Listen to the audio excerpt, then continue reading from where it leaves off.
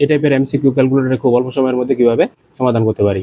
দেখো আমাদের একটা ইকুয়েশন দেওয়া আছে যে Y plus 2 divided by Y is equal to 3। তো দেখো আমরা যদি এই ইকুয়েশন থেকে ওয়াইয়ের মানটা বের করতে পারি, তাহলে এই মানটা এখন দেখো 49 এবং 50 যে নম্বরে যে ইকুয়েশনগুলো দেওয়া আছে এই ইকুয়েশনে যদি ইনপুট করে দিই, তাহলে কিন্তু আমরা আউটপুটগুলো পেয়ে যাব।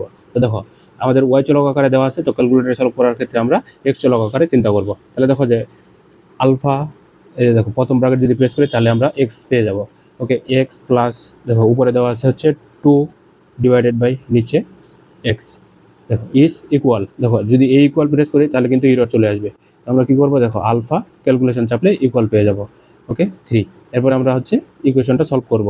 দেখো যে শিফট ক্যালকুলেশন ইজ ইকুয়াল দিলে কিন্তু দেখো যে এক্স এর ভ্যালু পেয়ে গেছি, যে এক্স এর মানটা কত 2।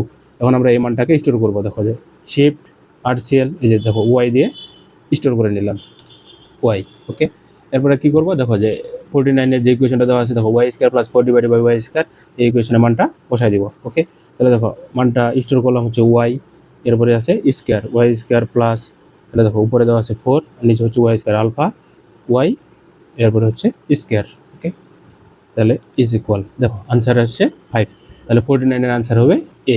ওকে, এরপরে দেখো তাহলে 50 দেয়, আবার সেমভাবে করে স্টোর করছিলাম ওয়াইতে মানটা, তাহলে আবার ইনপুট করে দেই। দেখো যে আলফা ওয়াই, এরপর হচ্ছে কিউব কিউব প্লাস, দেখো first bracket 2 divided by Y, তার মানে কি আলফা প্রেস ওয়াই। ওকে, এত এরপরে ছিল আমাদের কিউব, তারপরে কিউব, দেখো ইজ ইকুয়াল টু যদি দেয় তাহলে মানটা পেয়ে যাবো হচ্ছে 9, অর্থাৎ 50 নম্বরের আনসার হবে আমাদের ডি। তো আশা করি সবাই বুঝতে পারছি।